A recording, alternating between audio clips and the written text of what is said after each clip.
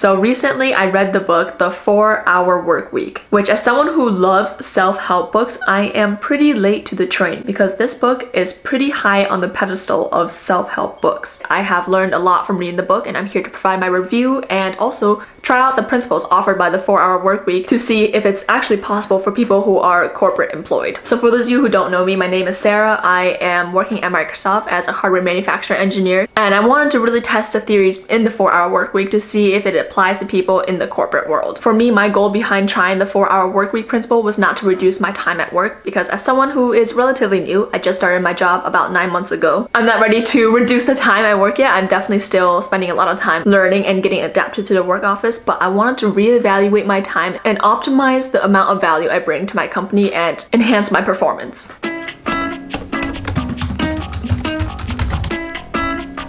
So the book is divided into 4 main concepts that spell out deal. D is for define, and this really challenges you to record, analyze, and review where you are spending your time and how much value that is bringing to you. The next step is E, which is eliminate. This brings in the idea of the 80-20 rule, where 20% of your work brings in 80% of your valuable product. So it really challenges you to eliminate the unnecessary tasks that are taking up your time but not producing you value. A is for automation, which basically means automating any steps that you repeat in order to save you time. And finally, L is for liberation, which they talk about working from home, how you can set your business up so that you are in complete control of your time, and also the importance of taking breaks and mini retirements and being liberated from being tied down to your work. So for each day, I decided to spend 30 minutes brainstorming what I can do for that day, dedicating each day to one letter of the DEAL acronym. And without further ado, let's get started.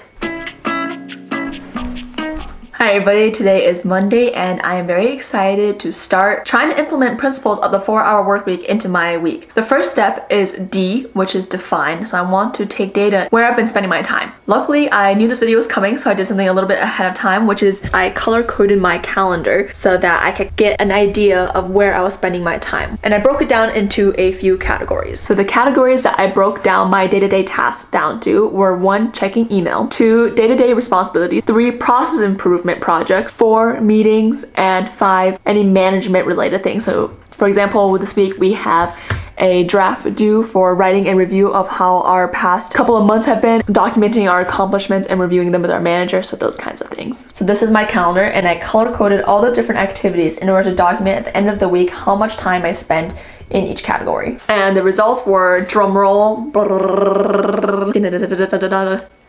in a week, I want to note that there's probably error in my data for tasks that I got derailed on or tasks that I forgot to document in my calendar. But for a general estimate, I spent about 6 hours on email, anywhere between 11 to 13 hours on day-to-day responsibilities, only 1 hour on process improvement tasks, 20 hours in meetings, and 3 hours in management related things. So my initial thoughts at this data is I definitely need to spend less time on email. That is over an hour of email each day. And I know I'm reading through a lot of emails that I could eliminate. So that's one thing. Day-to-day responsibilities, I don't think that this is bad that I'm spending a lot of time here, but I definitely think it can be balanced more between day-to-day responsibilities and process improvement projects. So I want to kind of reshuffle the time I spend in those 2 categories. Meetings was absolutely crazy, but I'm not that surprised. There are a ton of meetings, especially being remote now. We are having to make almost everything into a virtual call because you can't just walk up to someone's desk and ask them a question. So this one's totally fair. And if I were more experienced within the company, this is something I can look into cutting down. But I think as someone being new, I do value this time I spend sitting in meetings that are even unrelated to what I'm doing so that I can observe and learn from others and other teams. So this is not a section that I'm going to really focus on eliminating for now. Finally, management activities, I'm spending about 3 hours, which I think this is a little bit higher than normal this week. We are having a quarterly review this week where we draft up our accomplishments and share them with our manager. Overall, I'm really happy I collected this data, and it would be cool to even create an automation tool that gives me a report on where I'm spending my time every week. And I feel like that'd be easy just linking it up to my calendar. But anyways, now that's got me thinking of that project, which is for another time. A virtual assistant to just send me a quick email time that I spent Today is Tuesday, day number 2, and today I am focusing on E, which is elimination. The book talked a lot about elimination in the form of outsourcing. They even recommend outsourcing to a virtual assistant and using websites like wang.sarah.p, which is yourmanindia.com, which basically you can outsource all your work to a virtual assistant. Unfortunately, that's not possible for a lot of people who are corporate employed because you withhold company confidential information. But that doesn't mean that you can't outsource internally to your company. So a huge problem that I was experiencing, especially as someone who is relatively new and joined the company within the past year, is I spent a lot of time flopping around trying to figure out stuff for myself. For things even as small as like digging up a specification document that I need to find. Looking at the time that I spent doing stuff throughout the past week, I realized I spent a lot of time doing day-to-day job responsibilities, and I want to make more time for process improvement responsibilities. So one way I can reduce the day-to-day job responsibilities is to cut out the time I spend trying to figure things out, which I don't want to bombard all my team with a ton of questions. From now on, I'm going to start setting a timer, and depending on the task, I'm going to give myself like 20 minutes to figure it out, and then if I can't, I will send a message and ask one of my teammates for help. Another thing I noticed was how much time I spend on email. It is ridiculous. I wake up every morning and there are a ton of emails in my inbox relating to project, relating to meeting notes, project updates, company-wide events, meeting invitations, and so on. And I realized that only the project update emails are the ones that I need to be aware of right away. 4-Hour Workweek book actually recommends not checking email first thing in the morning and actually building some momentum on starting on a project. And I tried that yesterday, but it didn't work out so well because I realized I need to be aware of all the urgent items in the morning right away, and I don't have a virtual assistant to just send me a quick email of the biggest highlights from my inbox, unfortunately. I wish I did. What I did was I built a system for myself to cut down the amount of time I spend on email in the morning, but also getting in the information. And how my system works is I will spend 10 minutes going through all my email, but I'll only skim through it for big topics. And then I file each email into an individual folder. The folders I have are individual project folders, a respond now urgent folder, and also a promotional folder of emails that are very low priority. So right after skimming through all my email, which takes about 5 minutes, I will go through and respond to the urgent items. This might be meeting reschedules for the rest of the day, tasks that need to be done right away, or so on.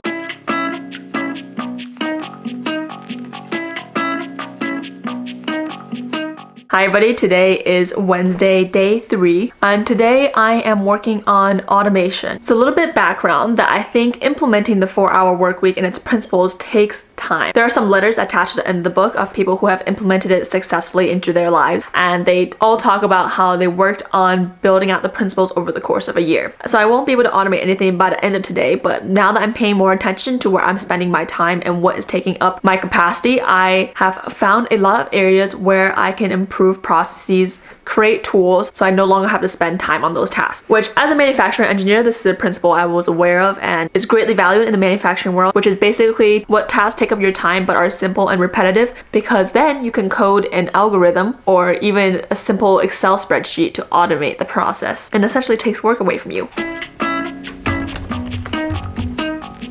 Hi everybody, today is Thursday, and Thursday we are focusing on L in the DEAL acronym, which is liberation, which there aren't as many actionable techniques for liberation, but it's more of a conversation about how to liberate yourself from being tied down to your job. I don't want to imply that a job is a trap, but I think it's the idea that there are a lot of people stuck in a 9-to-5 job that feel like they're wasting their life away, and this chapter is really focused on helping you to reevaluate that and take action upon a life that you want to live. So a few main points in this chapter. 1, it urges people to work from home, because when you're working from home, you have control of your time. You don't have to look busy like you do in the office, is what the book says. Next is to take mini retirements. So the author of this book goes on 3-month vacations, like every 3 months or so. He really advocates for these long vacations to kind of rejuvenate and refresh and keep yourself motivated when you do return back to work to avoid burnout. Which, this is an interesting concept because this makes me think that he is working in sprints, and there's that idea of whether you should work in sprints or whether you should work like your job is an endurance sport. So I'm not quite sure where I stand on that, but it is an interesting concept to see. He also talks about filling the void, which is adding life once you have all this time left, because he says that a lot of people who try this find that they don't even know what to do with their extra time on their hands. Tim Ferris himself, when he first cut down the number of hours he spent at work, he went and traveled and decided not to work for a couple months, not check email, and he felt a very strong lack of purpose. He really comments on the capitalist society's implications that work implies provides purpose and value to a person's life. So I guess today I'm not really doing anything special, anything different, but I do want to keep practicing the techniques I've implemented, actively tracking my time, outsourcing questions to my teammates, looking for any tasks to automate, and continue to work on my automation projects.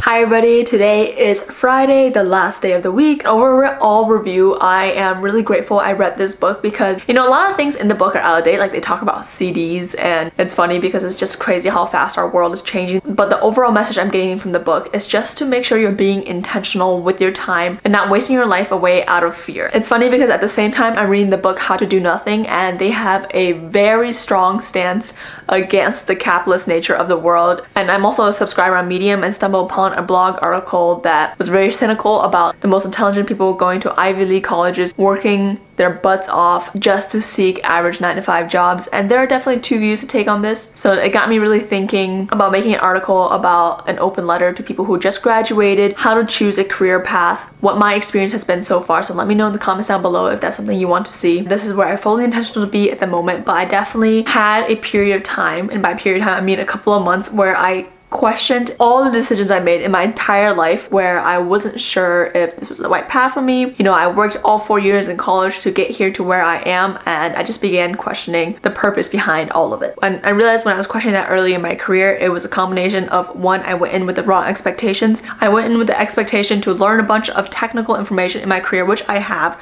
but there was a huge part of it of learning how a corporate office works, and sometimes that slows down the technical learnings, and I became impatient with that. And the second part of it is I had an entire fear of becoming average. You know, I worked really hard to excel in college, and then I felt like I went to this corporate world and became average. But I really was just becoming impatient with my learnings. Anyways, I won't go too far into that because I wrote an entire blog article about this, so I'll link it down in the description box below and you can check it out if that's something you're interested in. But overall, the impact the book had on me was it really made me reevaluate my day down to the hour that I am spending at my job and how to optimize that. It also gave me a little bit of a kick to remind me that there's more to life and to not always get stuck in that security and stability comfort zone. But yeah, I want to say thank you for watching. I hope you got something out of this video. Let me know in the comments below what your thoughts are. Bye!